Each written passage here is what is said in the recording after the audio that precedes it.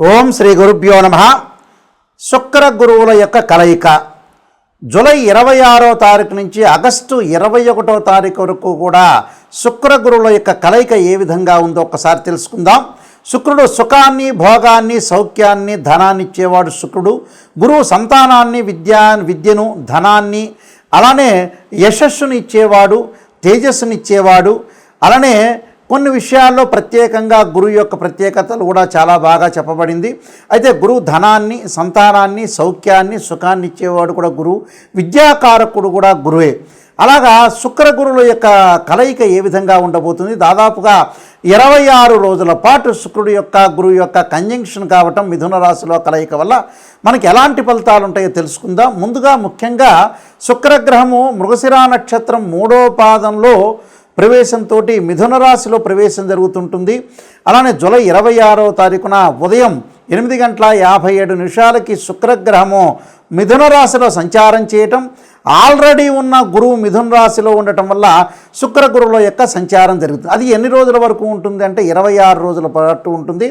మరి ఆగస్టు 21వ తారీఖు రాత్రి 1:03 వరకు కూడా శుక్ర గురువుల యొక్క కలయిక ఉంటుంది. ఈ శుక్రగ్రహం కూడా కళత్రకారకుడు వాస్తవంగా అయితే. అంటే వివాహాన్ని చేసేవాడు ఎవరు అంటే శుక్రగ్రహమే.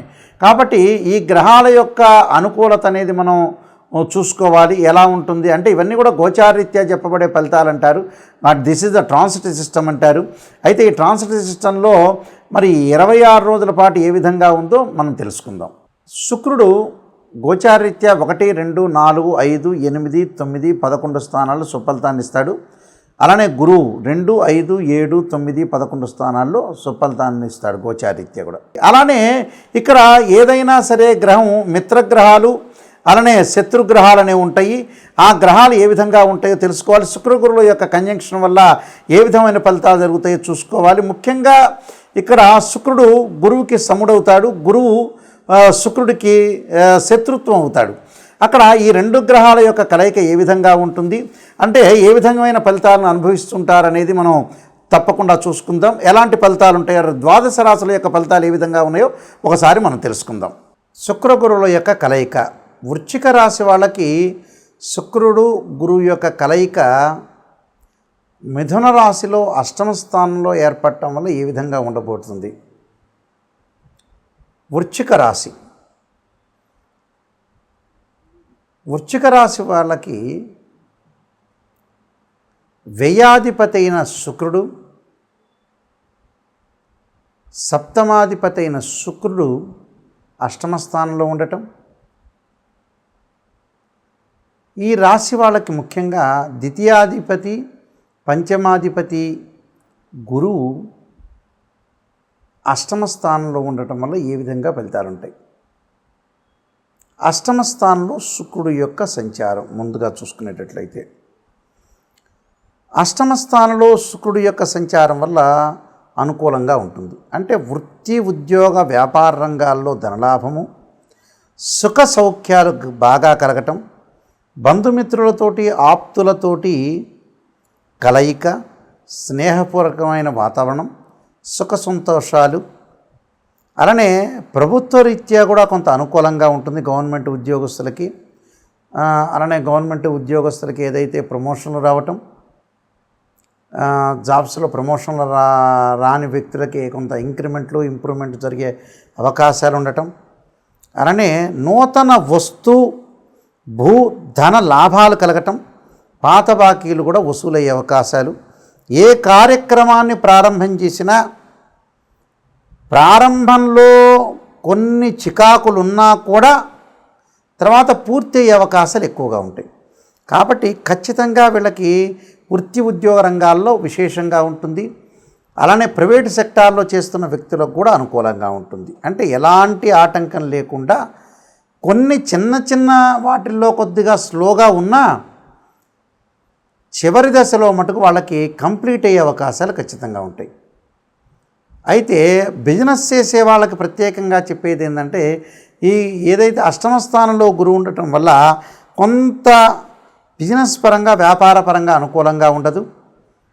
అలానే ఎవరైతే పార్ట్నర్షిప్ ఉంటారో వాళ్ళ విషయంలో మటుకు కొంత భద్రంగా ఉండాలి. నమ్మి మోసపోయే అవకాశాలు ఎక్కువగా ఉంటాయి. అంటే నమ్మి మోసపోకుండా కొద్దిగా మనం చూసుకొని ముందుకు నడవాలి.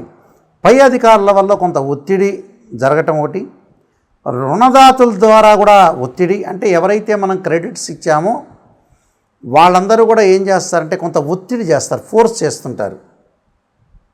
ఆ ఫోర్స్ కూడా కొంత తగ్గించుకొని ముందుకు వెళ్ళాలి.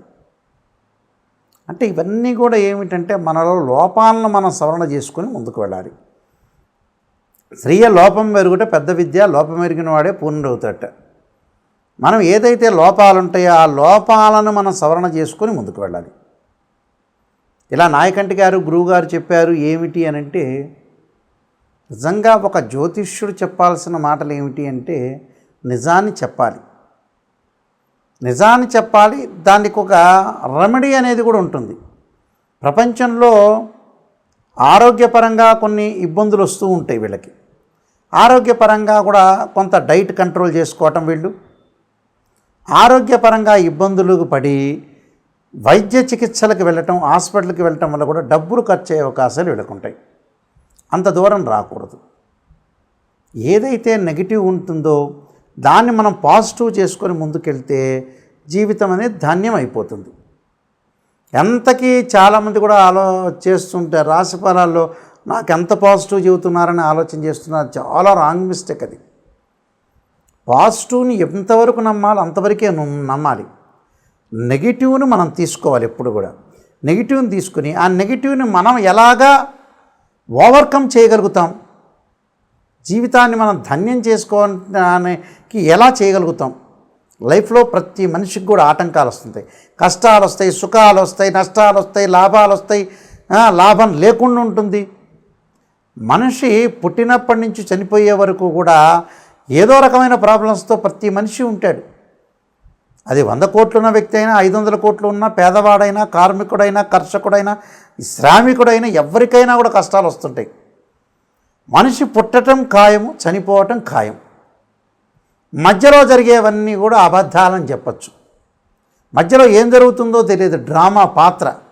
కానీ ఆ డ్రామాని మనం పండించాలిగా, ఆ పాత్రను పోషించాలి. పిల్లలు ఉంటారు, వాళ్ళకి సంస్కారం నేర్పించాలిగా, వాళ్ళ కొంత ధనాన్ని ఇవ్వాలిగా, యోగ్యంగా తయారు చేయాలిగా, సమాజంలో మంచి వ్యక్తులుగా తయారు చేయాలంటే ఏమిటి, పేరెంట్స్గా తల్లిదండ్రులు బాగుండాలి.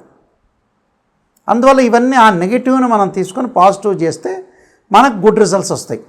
విద్యార్థులు కూడా మేధాశక్తి తగ్గి వేరే వాటి మీద యావిగేషన్స్ రాకుండా విద్యార్థులు కొంత కాన్సన్ట్రేషన్ చేసి ముందుకు వెళ్తే మీకు మంచి ఫలితాలు జరుగుతాయి. నేను చెప్పిన రెమెడీస్ తప్పకుండా పాటించండి, మంచి సుఫలితాలు జరిగే అవకాశం ఖచ్చితంగా ఉంటుంది. శుక్ర గురువుల యొక్క కలయిక వల్ల కొన్ని మంచి చెడు యొక్క ఫలితాలు అనేవి బాగా ఎక్కువగా ఉంటాయి, శుభ అశుభ మిశ్రమాలు అనేవి ఉంటాయి. కాబట్టి మనం ఎలాంటి ప్రత్యేకంగా రెమెడీస్ చేసుకోవాలి అంటే, జీవితాన్ని సాఫల్యం చేసుకోవాలంటే ప్రతి వాళ్ళకు కూడా నెగిటివ్ పాజిటివ్ రెండుగా ఉంటాయి.